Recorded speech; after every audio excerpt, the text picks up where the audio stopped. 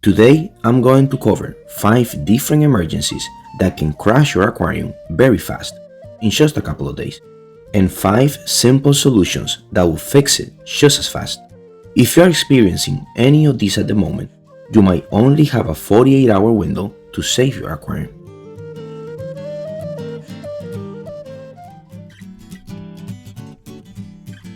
The first emergency we need to talk about is a green water outbreak, which can block out the light from reaching your plants. What makes green water uniquely frustrating to deal with is that water changes are useless against it. Even if you change 80% of the water, which you shouldn't, but even if you do, the microscopic cells left behind will multiply, and it will look exactly the same by the next morning. Filter floss and sponges won't help either. This algae is so small that it will flow straight through it. Most of the time, the outbreak happens because of a sudden change in your photo period. Maybe your timer malfunctioned, leaving the light on for a lot longer than it should have, or sunlight could be reaching your aquarium. If it does, for even 2 hours a day, that could be more than enough to cause an outbreak. The easiest way to deal with this is by using a filter that has an UV light. But since not everyone has one of those, here's another solution. Do a total blackout to save your plants before it's too late. Aquatic plants store sugars in their roots and tissue, so they can easily survive a 48-hour dark period. But this primitive algae has no energy storage. It relies on immediate photosynthesis to stay alive. Now, there is one condition you cannot overlook here. You need to have an air pump working during this blackout. When millions of these algae cells start to die off in the dark, it's going to strip all the dissolved oxygen out of the water column. If you don't maximize surface agitation, your fish could be in danger.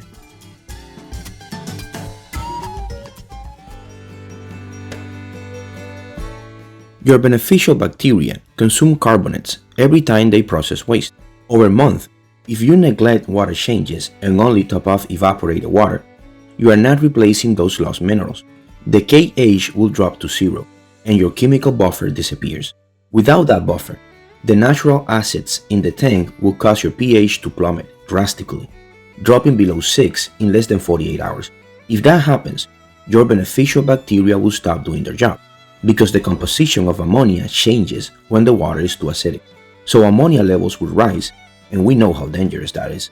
If you find yourself in this situation, you have to act carefully to save your fish.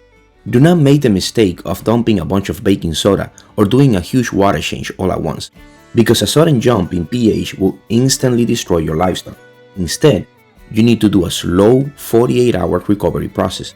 Perform 3 or 4 small water changes of only 10 to 15% over the next 2 days. If you use tap water, these small changes will slowly reintroduce the minerals you need. If you use RO water, do the same small changes, but add just a small amount of remineralizer. The main goal here is to raise the pH very gently, so your biological filter can safely wake up and process the ammonia without shocking your fish. If you are enjoying the video, remember to like and subscribe. And remember that we're doing a very special deal for our aquarium banking this month. If you want to try this useful tool that will help you fight algae and clean your tank without removing any water, check out the link in the description.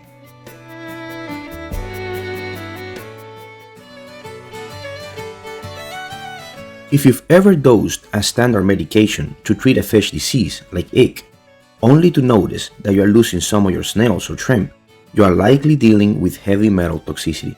Many highly effective fish medications contain copper, which fish can tolerate, but is lethal to invertebrates. It blocks their ability to carry oxygen through their bodies, causing rapid failure. On top of that, if you have soft water, copper becomes more toxic, because there aren't enough minerals in the water to block it from being absorbed. If you accidentally dose copper into a tank with shrimp or snails, you need to act immediately to minimize the loss. A water change can help, but it won't eliminate the problem, because copper binds to your rocks and substrate. The best thing you can do is add a good chemical filtration media into your filter right away. Activated carbon or a heavy metal neutralizing resin will put those copper ions out of the water column within 24 to 48 hours. This is why medicine bottles always tell you to remove your chemical filtration before treating a tank, because chemical media is incredibly effective at removing these exact compounds.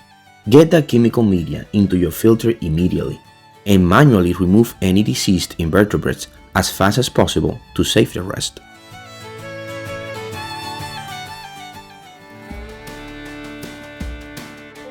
Have you ever dosed some iron to make your red plants pop, but instead of getting those beautiful colors, you end up with a green hair algae outbreak wrapping around your plants?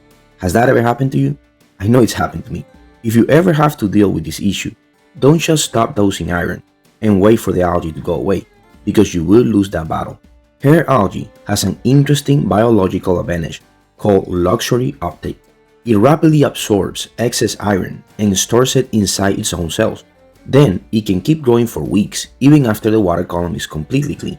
To really fix this, you need to do a couple of things. First, grab a clean toothbrush or a bristle brush and spin it through the tank to physically tear out as much algae as you can. Next, you need to add a phosphate absorbing pad into your filter. Algae cannot replicate on iron alone. It needs phosphates from your fish waste or fertilizer to process the iron. By stripping the phosphates out of the water for 48 hours, you paralyze the algae's ability to make energy. And don't worry about your plants during this short lockdown. They are complex organisms and can store nutrients in their roots and stems to survive for days. But the primitive hair algae has no long-term backup storage. So the moment the phosphate drops to zero, it dies off. Now remember, you need to take that phosphate remover out of your filter after a couple of days. Otherwise, your plants can suffer in the long term.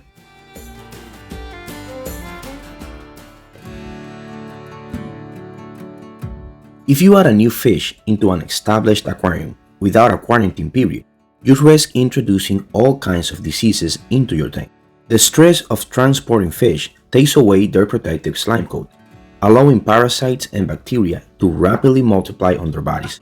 Once inside your aquarium, these pathogens quickly drop into the substrate and spread in the water column, infecting your existing livestock within 24 to 48 hours. If you find yourself in this situation, you need a targeted medical intervention right away. First, you have to identify if you're dealing with a parasite or a bacterial infection. Parasites like egg show up as white, salt-like spots. For this, you need to treat the tank with a specialized anti-parasite medication. If you keep shrimp, choose one that specifically advertises to be safe for invertebrates. And be careful with that if you're keeping snails, that can be tricky. On the other hand, bacterial infections look like fuzzy white patches or open sores, which would require antibiotics. It's always good to keep both these types of medicines on hand. Before you treat the tank, remove all chemical filtration like activated carbon or purigen from your filter, because if you don't, it will remove the medication from the water. Remember, we mentioned that before. Using medication should always be a last resort.